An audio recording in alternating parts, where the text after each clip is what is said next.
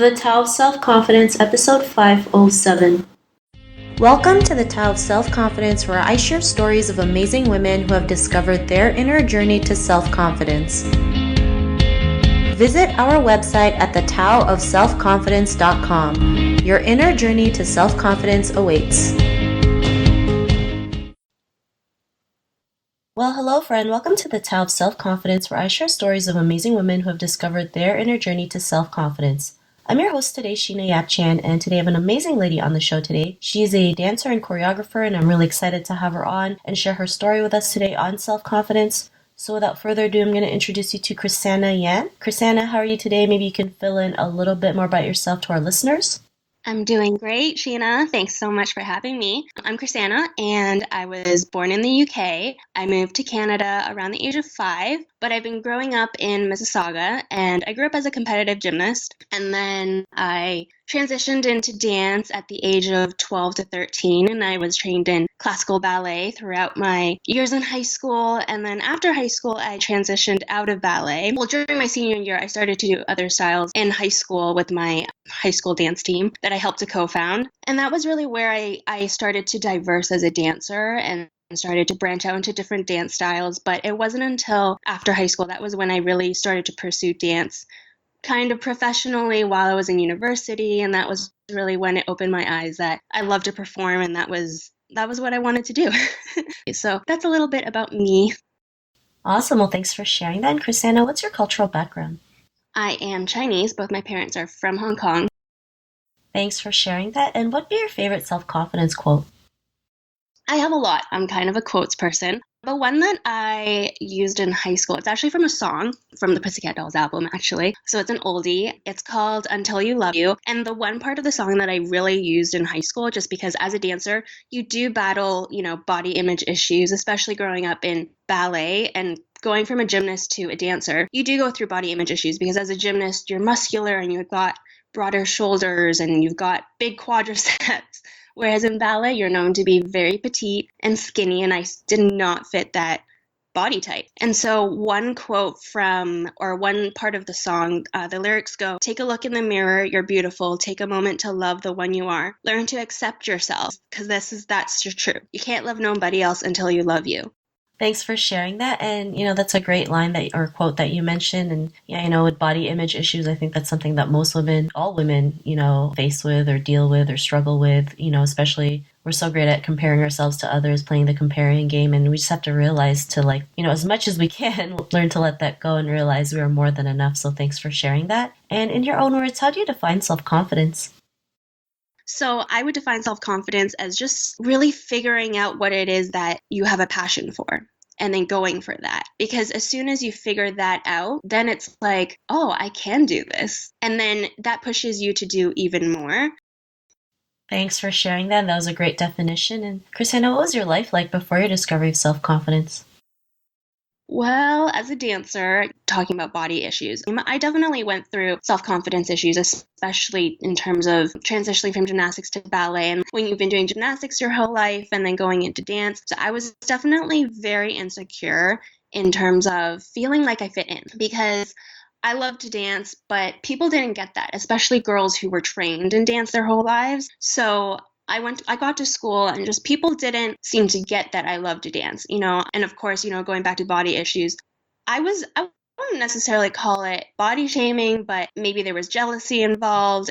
And, I definitely heard the rumors go around and things like, oh, she's fat, or, I don't understand how she's a dancer and she's just a ballerina. And it definitely put these walls up. It got into my head thinking, oh, yeah, you can only do ballet. That's all you can do. But like I said, I just had this little fire inside that was like, I'm a dancer. I can do anything that you throw at me. It's because to me, it wasn't different styles of dance. It was choreography. So if you throw choreography at me, I'm going to learn it and I'm going to dance it. And that was it. For me, before discovering that I had this self-confidence, it was just, I was okay sitting by myself at lunch. It wasn't that I was bullied. It was, you know what? I don't click with these people during my lunch hour. So I'm going to go off to the side and do what I love to do. And I focused on that. So despite these body issues, I really just, took what I was given, this opportunity to focus on myself and better myself as a dancer, whether that meant stretching or working out, just focusing on me and finding that passion, deepening that passion that I already had and figuring that out. But it was definitely tough because as a gymnast and then going into a ballet dancer, you have these big shoulders that you can't get rid of. And I think it was just really, really tough, especially when you're already being put into a box and people are labeling you essentially. And it's really hard to not listen to them, especially in high school and at that age. And even like dance teachers telling you like you have no style because you're just a ballerina, but you want to do jazz and you want to do hip hop. So that was really tough. Thanks for sharing that. And it can be challenging when we get defined by these labels, right? It's like, no, Exactly. you're a ballet person. That's it. And we have to realize like we can do and be more. We can do ballet and do jazz and do hip hop when we have the capability to go out there and do it. If you can learn one thing, why not learn the other? And it was that point in your life when you realized you are, a dancer, and in all types of dancers, whether it was hip hop, whether it was like ballet, or it was that aha moment that made you realize your confidence. I definitely think my senior year, I think the moment that I realized that there were other dance styles besides ballet, and I loved ballet. As a senior, that was really when I was introduced to other dance styles, especially doing dance team. So I was put on ballet, jazz, and lyrical dance team. But, having no jazz background, never taking a jazz class in my life. But it wasn't until I would say the true moment where I got it was actually in my senior year in grade 12 dance class. We decided to do this. Well, one of our projects was creating a dance production at our Christmas show. And at that time, the Pussycat Dolls were a really big thing. They were all over the radio. I'm sure you remember Don't Ya and Buttons. And in grade 12, we're all 17, 18 years old. And when we brought up the fact we wanted to do the Pussycat Dolls, everyone just jumped on board.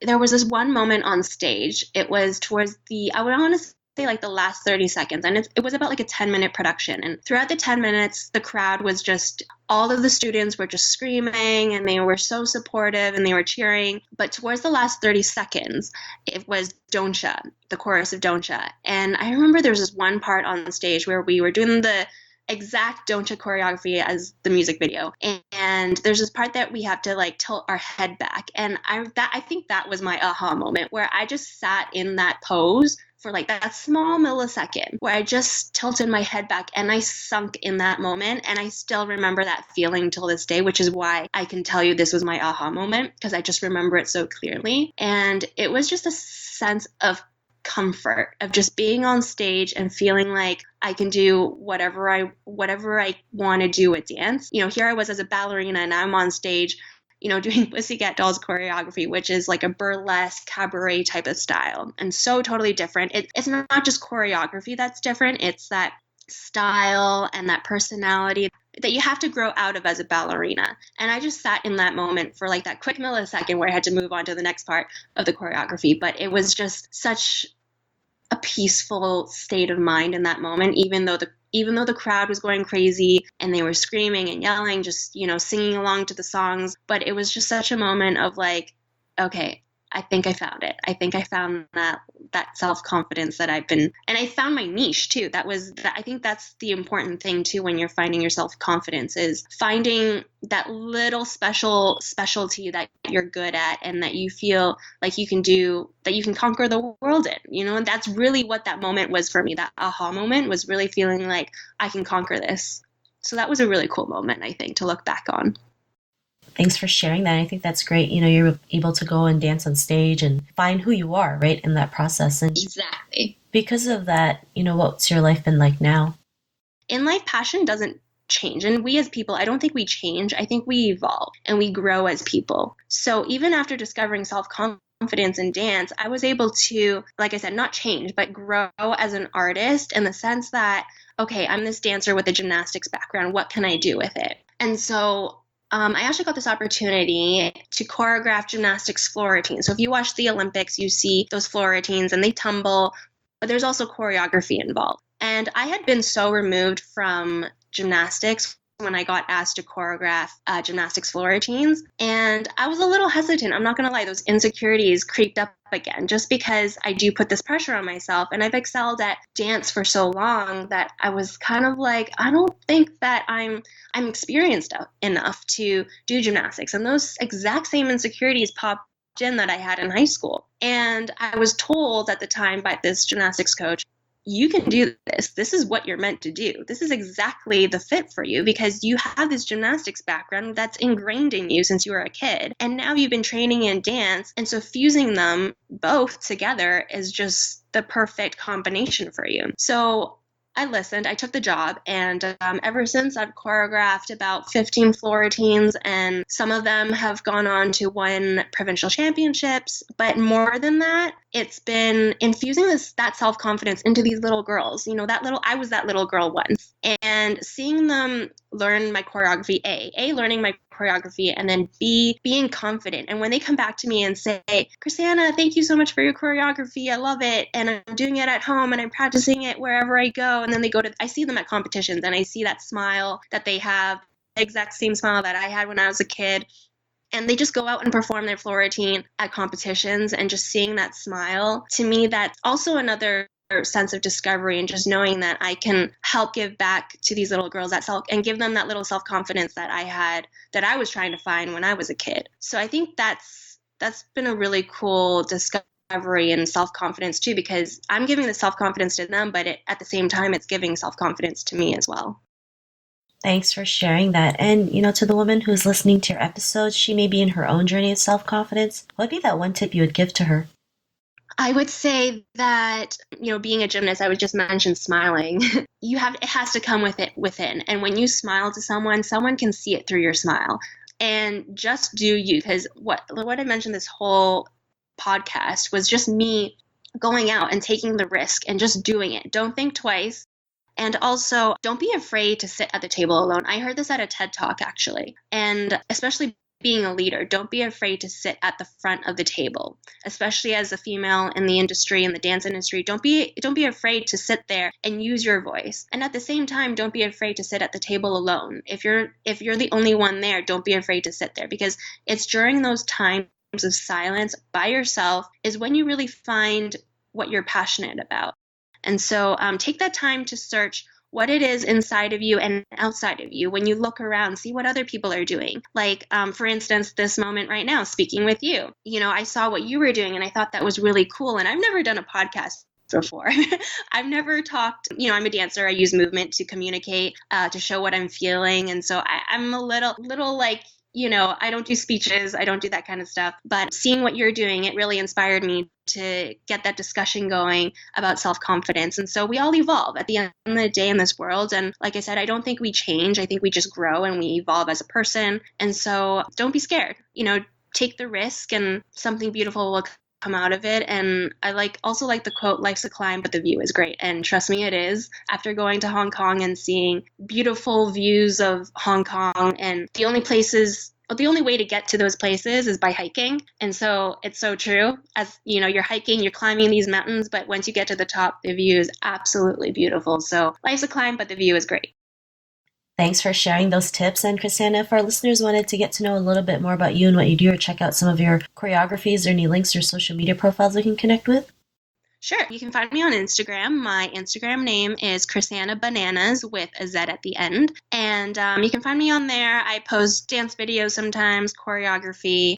And you can find me on YouTube if you just search my name and probably add dance or gymnastics to the end. You can find my choreography and old dance clips of me dancing. And yeah. Awesome. Well, thanks for sharing that. And to our listeners, if you want to connect with Chrisanna, you can also head on over to thetaoofselfconfidence.com and search for Chrisanna's name. Her show notes will pop up along with everything else that we talked about. And I just want to thank Chrisanna for taking the time to share her story and tips with us on self-confidence. So thank you so much. Thank you so much for having me. It was great talking with you. Not a problem. It was really great having you on the show. And to our listeners, be on the lookout for another new episode of another amazing woman's journey to self-confidence. And we'll talk to you soon. Bye for now. Thank you for tuning in to another amazing episode of The Tao of Self-Confidence.